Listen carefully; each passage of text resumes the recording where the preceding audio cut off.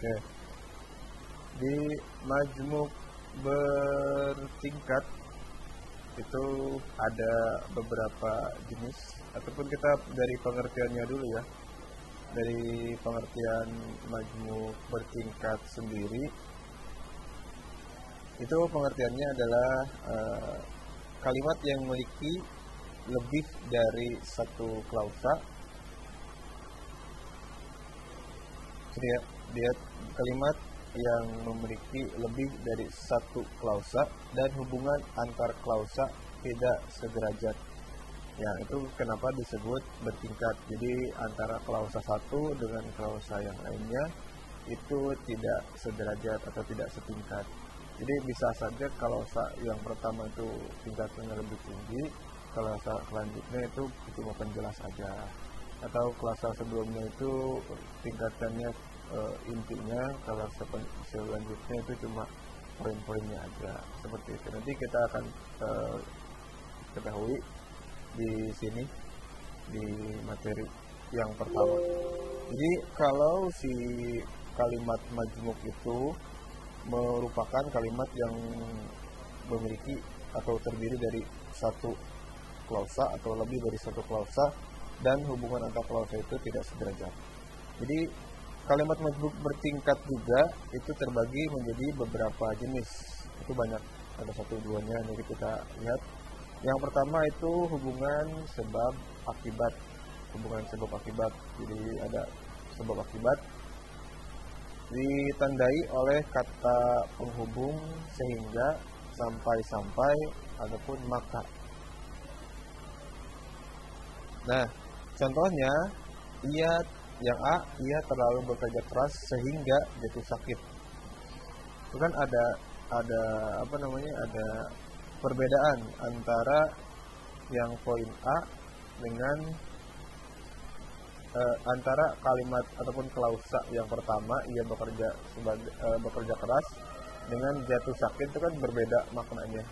Bekerja terlalu keras kan dia sedang beraktivitas, sedangkan kalau sakit itu kan keadaan seseorang yang hasil dari pekerjaan yang terlalu keras. Jadi disitulah yang disebut dengan hubungan majmuk sebab hubungan majmuk akibat, majmuk bertingkat akibat. Yang kedua, yang B, penjelasan diberikan seminggu sekali sehingga, atau masih menggunakan kata sehingga juga. Anak dapat mengerjakan tugas mereka dengan teratur. Kalau si maka itu biasanya diawali dengan kata jika. Jika saya terlalu memaksakan diri, maka saya akan kelelahan. Kayak gitu.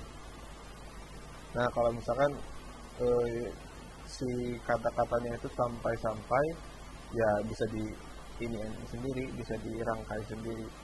Misalkan karena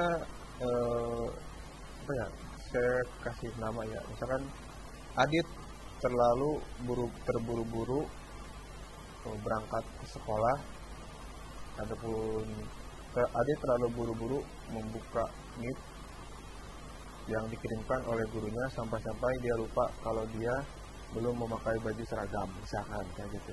Gitu ya. Kayak gitu ya. Jadi ada hubungan sebab akibat. Gitu. Oke. Yang poin nomor 2, kalimat majmuk hubungan cara ditandai oleh kata penghubung dengan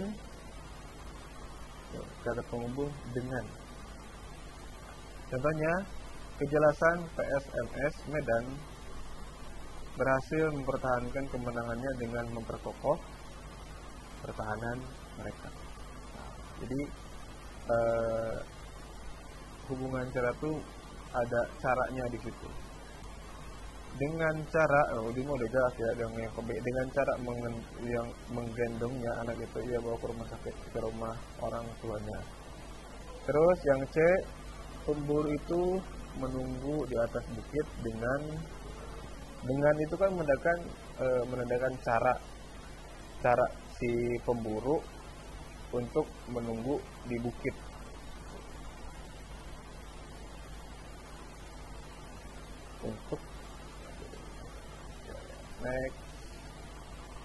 Yang nomor 3, karena banyak jenisnya ya ini tuh. Ini kalau misalnya dijelaskan segamblang-gamblangnya mah terlalu riskan.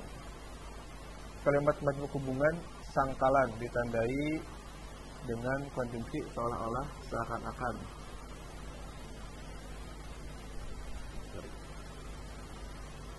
Oke, contohnya keadaan dalam kota kelihatan tenang-tenang.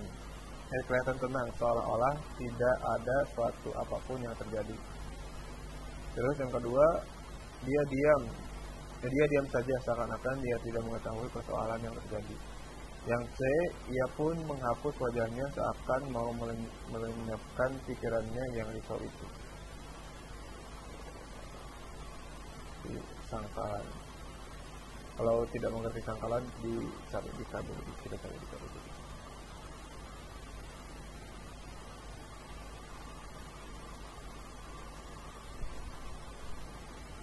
Oke, selanjutnya nomor 4, kalimat majmuk hubungan kenyataan ditandai oleh konjungsi padahal dan sedangkan.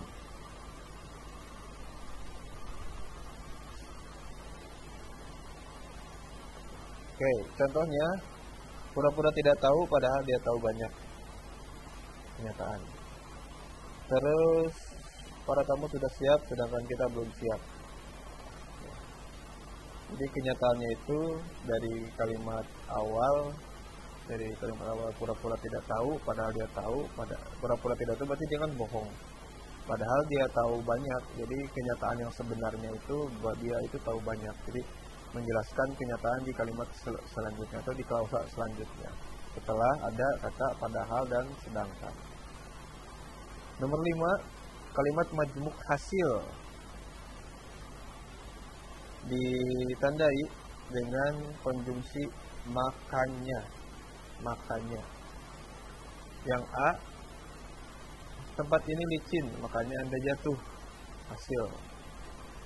Terus B, yang datang berwajah seram makanya saya lari ketakutan. Makanya jadi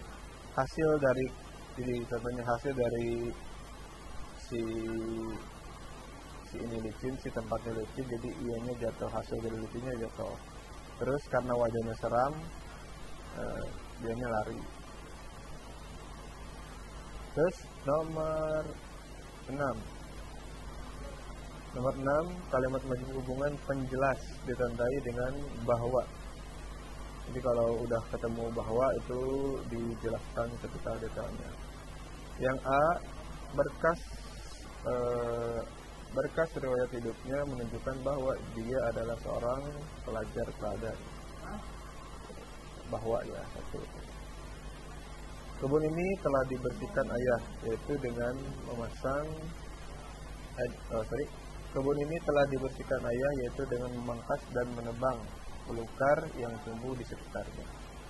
Ini di sini ada kata yaitunya, di hubungan penjelasnya dari kata yaitu sampai klausa kesananya itu menjelaskan, karena di sini hasilnya sudah dibersihkan oleh ayah. Yang C, peristiwa tersebut menggambarkan bahwa ada dua kelompok siswa yang memiliki sikap berbahasa yang berbeda di sekolah tersebut. Di sini ada contoh dari bahwa juga. Next, untuk nomor 7, kalimat majmuk hubungan atributif ditandai oleh konjungsi yang. Kontribusi ya. Yang A, pamannya yang atributif atributif. Pamannya yang tinggal di Bogor itu sedang dirawat di rumah sakit. Ini bisa dibaca sendiri untuknya. Ada sampai banyak.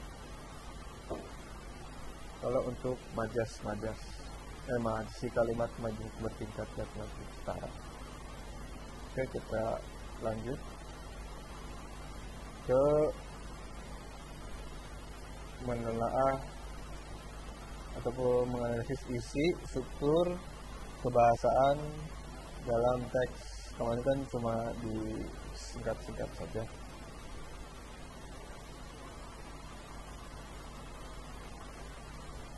Yang pertama itu kan ini ya apa tuh tutur. Ingat strukturnya ada 3, ada pembuka, isi, penutup.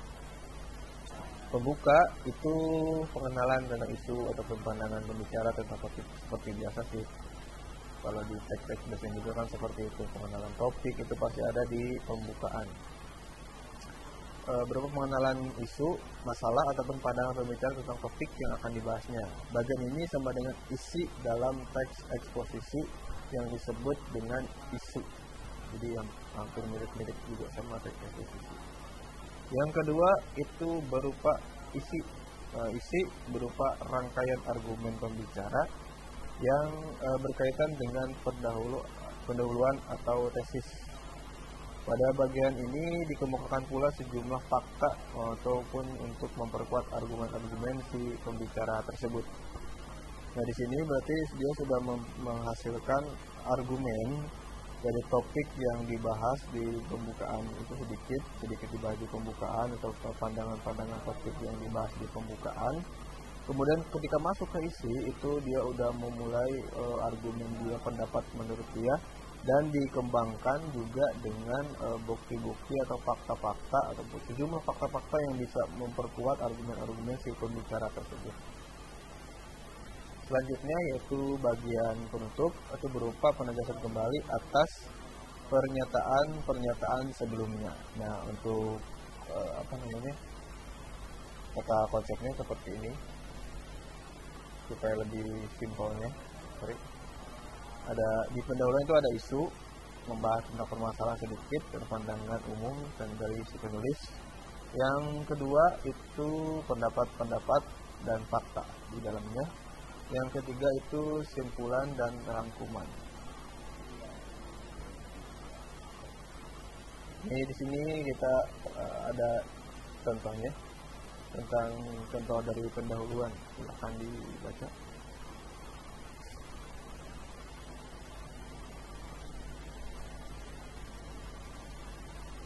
Di bawahnya, bagian ini mengenalkan permasalahan utama ataupun tesis, yakni tentang mengirimnya kesantunan berbahasa masyarakat. Yang kedua,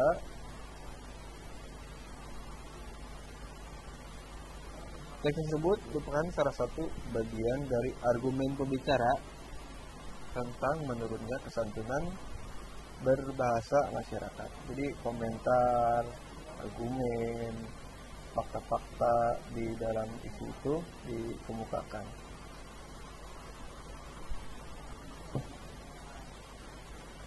Selanjutnya penutup berisi tentang penegasan ulang. Bagian ini merupakan suatu kesimpulan sebagai hasil penalaran dari penjelasan sebelumnya.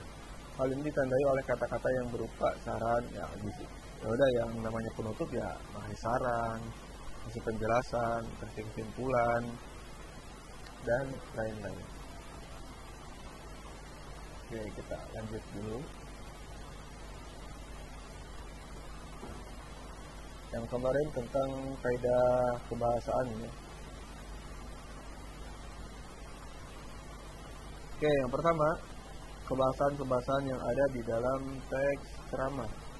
Yang pertama itu menggunakan kata ganti orang pertama ataupun tunggal dan kata ganti orang kedua jamak sebagai sapaan. Kata ganti orang pertama yaitu saya, aku, mungkin juga kami. Apabila penceramah mengatasnamakan kelompok. Teks ceramah sering kali menggunakan kata sapaan yang ditujukan kepada orang-orang yang banyak di dalam sebuah forum atau di dalam ceramahnya, audiens, kepada audiensnya seperti hadirin kalian, bapak-bapak, ibu-ibu atau saudara-saudara. Terus yang kedua, menggunakan kata teknis atau peristilahan yang berkenaan dengan topik yang dibahas. Dengan topik tentang masalah kebahasaan yang menjadi fokus pembahasannya yang tadi ya. Istilah-istilah yang muncul dalam teks tersebut yaitu sarkastisme itu sesuai dengan ini, sesuai dengan kalau kata-kata teknisnya sesuai dengan topik yang dibahas. Kalau topik yang dibahas itu berarti kata-katanya juga ataupun peristilahannya juga itu sama dengan topik ataupun kata-katanya yang menjunjung tentang topik. Kalau pembahasannya tentang pendidikan seperti yang kemarin saya jelaskan itu ya. Kalau pembahasan tentang sosial, kalau pembahasan tentang edukasi. Kalau pembahasannya tentang kesehatan kayak sistem kesehatan seperti biasanya dikatakan oleh dokter, biasanya dikatakan oleh psikiater. Next, nomor 3, menggunakan kata-kata yang menunjukkan hubungan argumentasi sebab akibat. Misalnya jika ataupun maka, sebab, karena, pokoknya menggunakan konjungsi hubungan argumentasi sebab akibat. Ini bisa dibaca sendiri ya di poin ke-3, banyak banget. Ada maka, karena itu. Selain itu dapat pula digunakan kata-kata yang menyatakan hubungan temporal ataupun perbandingan pertentangan seperti sebelum itu, kemudian, dan lain-lain. Nomor 4, menggunakan kata-kata kerja mental seperti diharapkan, memprihatinkan, mempertahankan, mengagumkan, menduga, berpendapat, berasumsi, menyimpulkan. Nomor 5, menggunakan kata-kata persuasif. Seperti persuasif itu ajakan ya, ajakan kepada si pendengar ataupun si audiens itu.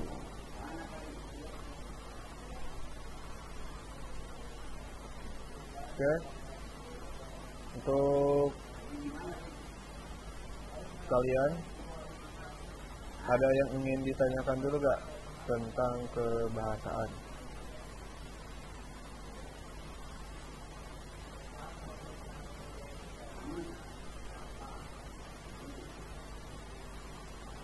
Ada yang ingin ditanyakan gak?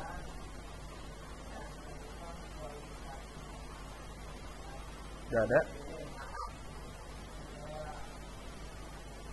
Kalau misalkan tidak ada, silahkan kalian cari, ini tugas ya untuk kelas 11 KMM, silahkan kalian cari contoh-contoh kalimat majmuk bertingkat. Yang pertama, contoh-contoh kalimat majmuk bertingkat.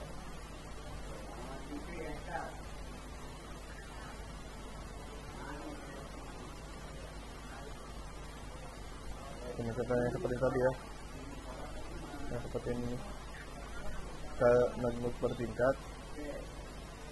Contoh-contohnya dari yang ketujuh ini dibuatkan kalimat dari contoh-contoh konjungsi yang ada di sini. Terus selanjutnya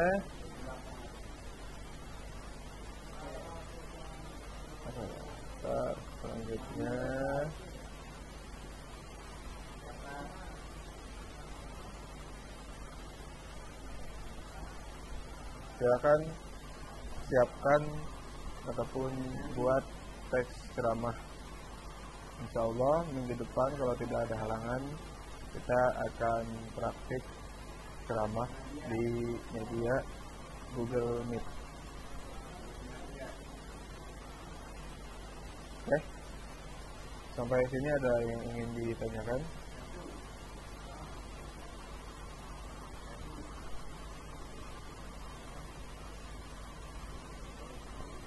Kalau tidak ada, silakan boleh keluar dari Meet saya. Terima kasih untuk kalian yang sudah masuk ke Meet saya. Kurang lebihnya mohon maaf apabila ada kata-kata yang kurang berkenan di hati kalian, mohon dimaafkan. Wabillahi taufiq wal hidayah. Wassalamualaikum warahmatullahi wabarakatuh.